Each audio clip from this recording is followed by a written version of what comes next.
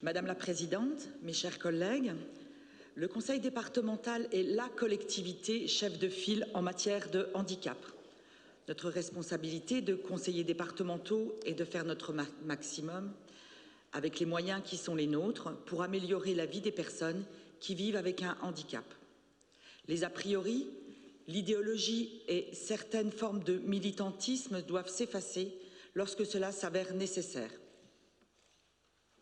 Vous allez constater que certaines décisions prises sur la base de bonnes intentions peuvent s'avérer néfastes pour les plus fragiles, les excluant un peu plus de notre société. Durant l'été, plusieurs associations de personnes handicapées se sont manifestées à propos d'une pratique qui fait son apparition au sein des collectivités dont la nôtre, l'écriture inclusive dont on parle beaucoup. De plus en plus, cette dernière, avec son point milieu, apparaît comme un obstacle à la compréhension de l'écriture par notamment les personnes malvoyantes, celles atteintes de dyslexie ou de troubles cognitifs. Si, au départ, l'écriture inclusive peut sembler pour certains intéressante pour affirmer l'égalité femmes-hommes, on constate aujourd'hui qu'elle heurte le quotidien, déjà difficile, des personnes en situation de handicap. C'est dans ce sens qu'est intervenue cet été Sophie Cluzel, secrétaire d'État en charge du handicap.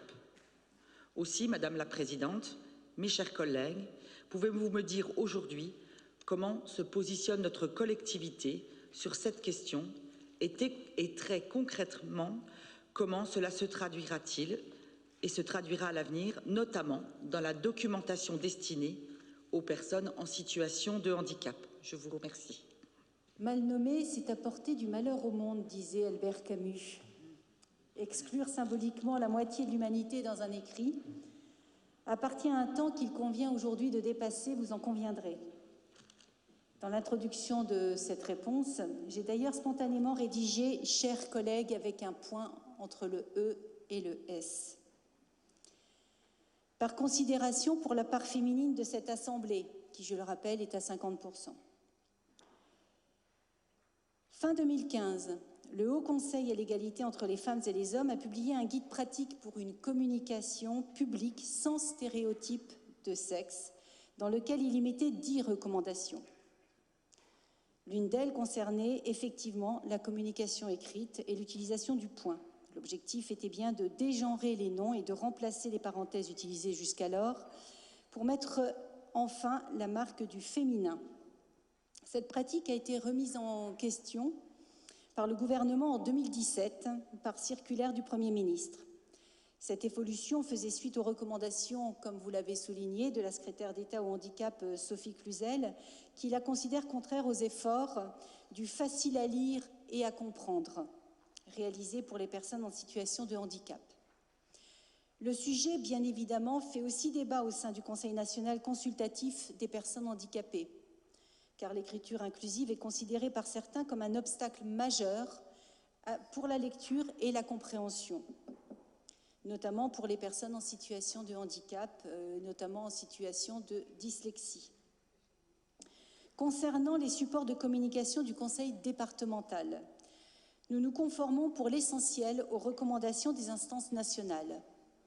Ainsi, la communication du département, externe comme interne, s'est employée à appliquer autant que faire se peut ces préconisations du Haut Conseil à l'égalité, dont l'utilisation du point dans nos supports écrits, papier ou web. Mais depuis la consigne gouvernementale de 2017, elle restreint cette utilisation du point sans l'avoir totalement supprimée. Car malgré les réserves qu'elle soulève du point de vue du handicap, l'écriture inclusive permet de marquer quand même la réalité de la présence féminine particulièrement significative dans certains corps de métier, notamment ceux de l'action sociale, tels que les assistantes sociales ou les assistantes familiales, qui à elles seules représentent 95% des effectifs. L'utilisation de l'écriture inclusive dans ce cas est une manière de reconnaître très concrètement cet état de fait. Globalement, les services de communication du département emploient l'écriture inclusive lorsque celle-ci n'alourdit ni le style ni la lecture. Les documents de la direction autonomie du conseil départemental quant à eux, n'utilisent pas du tout l'écriture inclusive. Et je suis attentive, tout comme ma collègue Annie Silvestri, à ce que cette règle soit respectée.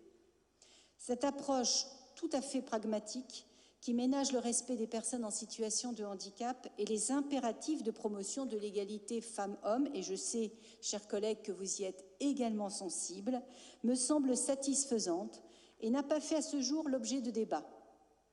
Je souhaite que cette position équilibrée demeure la ligne de conduite du Conseil départemental, notamment parce que nous avons un rôle de sensibilisation à certains enjeux sociétaux dans le cadre de notre communication.